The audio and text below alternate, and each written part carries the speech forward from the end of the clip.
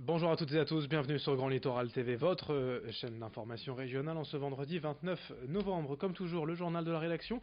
D'abord vos prévisions météo avec enfin le retour du soleil et du ciel bleu d'un temps clair, sec et dégagé aujourd'hui. Encore quelques passages nuageux et pluvieux tôt ce matin, mais la journée s'annonce belle sur le littoral, Côte d'Opale.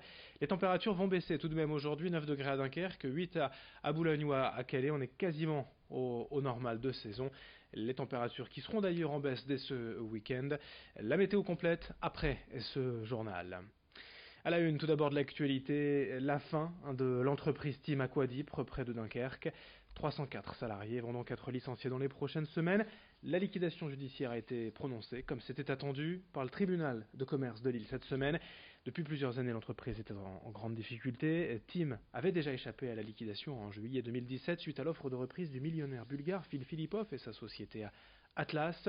Le Conseil régional des Hauts-de-France avait d'ailleurs participé à cette reprise en prêtant 3,5 millions d'euros. Hier sur le site, beaucoup évoquaient un immense gâchis et aujourd'hui tous en veulent à Phil Filippov. Les syndicats l'accusent même d'avoir utilisé leur entreprise comme un fournisseur à bas coût en réduisant les prix de vente et les marges au minimum pour fournir son propre groupe Atlas. Pour la CGT et FO, il s'agit d'un sabotage industriel puisque Phil Filippov aurait selon eux tout fait pour qu'il n'y ait pas de repreneur.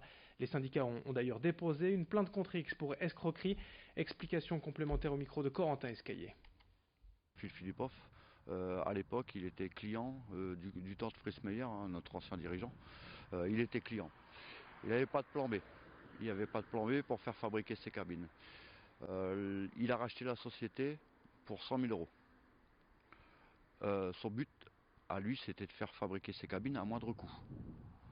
Donc, il a pris, comme, et je vais reprendre ces termes, hein, il a trait la vache jusqu'à ce qu'il y a du lait, et quand il n'y aura plus de lait, il va la manger.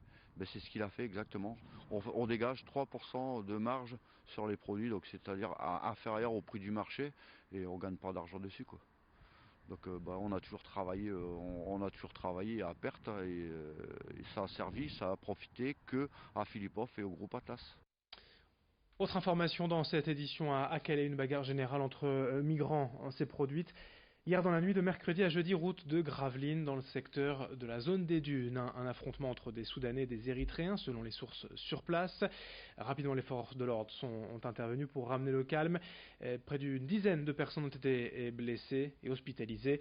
En réponse, le préfet a ordonné la suspension des distributions de nourriture. Et hier, dans le même temps, l'ambassadeur de Grande-Bretagne en France s'est rendu à Waplage afin de contrôler les investissements britanniques sur les côtes françaises en matière de vigilance et de surveillance des traversées de migrants.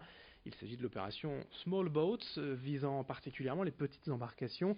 Aujourd'hui, les autorités annoncent que 70% des tentatives de traversée ont été empêchées par ces dispositifs. Dans les faits, sur la côte, des gendarmes équipés de véhicules tout-terrain et de drones patrouillent régulièrement pour surveiller la plage, mais cela ne suffit pas toujours. Explication sur place au micro de Corentin Escaillé.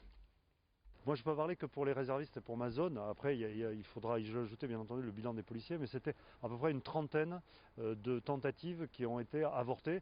Je ne parle pas ensuite, bien entendu, des Zodiacs qu'on a trouvés, qui étaient vides de tout occupant, et qui remplissent actuellement nos casernes, ou voire les mairies, puisqu'on les stocke dans les mairies sur la côte d'Opale.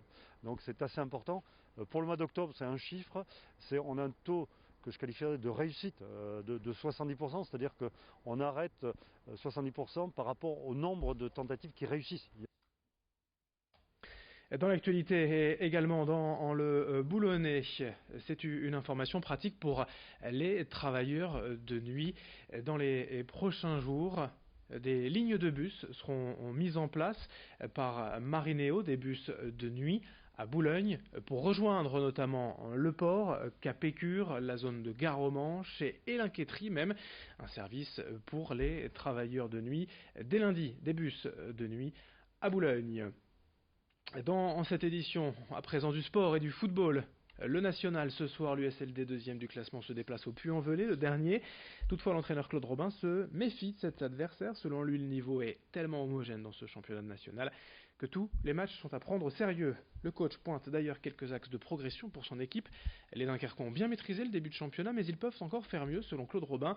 Pour ce match, ce soir, l'USLD devra faire sans de nombreux joueurs, au moins 6 absents à déplorer, blessés ou suspendus.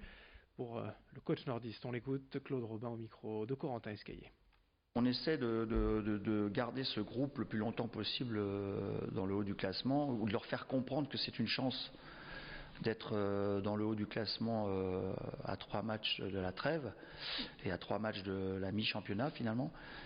Et donc c'est ce que, en tout cas, on essaie de leur mettre dans la tête, et puis qu'ils s'en rendent compte, quoi, surtout, parce que j'ai pas l'impression que parfois ils s'en rendent compte. Moi, c'est juste ça qu'on essaie de faire, garder cette dynamique le plus longtemps possible. Voilà. Après, on sait que notre équipe est fragile. Elle l'a montré d'ailleurs dans certaines périodes, dans certains moments d'un match. Donc voilà, il faut juste que nous, on travaille là-dessus, d'être plus régulier et surtout d'être conscient de la situation, c'est tout.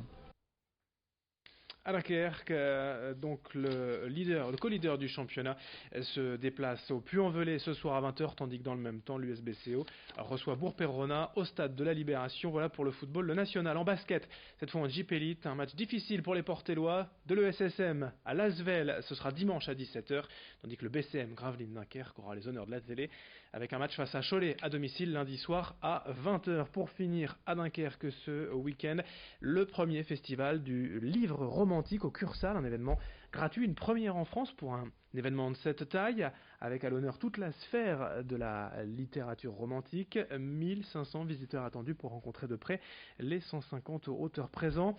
Pour cette première édition, les femmes d'ailleurs seront majoritaires et des lectrices très attendues. L'entrée n'est cependant pas interdite aux hommes, bien sûr, qui peuvent aussi y trouver leur bonheur. Le livre romantique à l'honneur ce week-end à Dunkerque. Explication au micro de Lolita Perron. Les salons, j'en fais énormément. Les meilleurs salons en France, pour moi, quoi qu'il arrive, sont dans le Nord. Je suis lyonnaise, donc je ne suis pas vendue au Nord, on ne m'a pas payé pour dire ça, mais quand vous faites un salon dans le Nord, vous n'êtes pas invité, vous êtes accueilli. Et pour moi, c'était très important qu'un salon comme celui-ci se passe dans le nord de la France, parce qu'il y a une ambiance, ça marque les gens.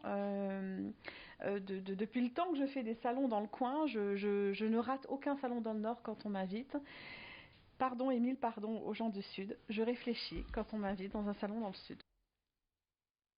Fin de cette édition sur Grand Littoral TV, à suivre dans un instant vos prévisions météo.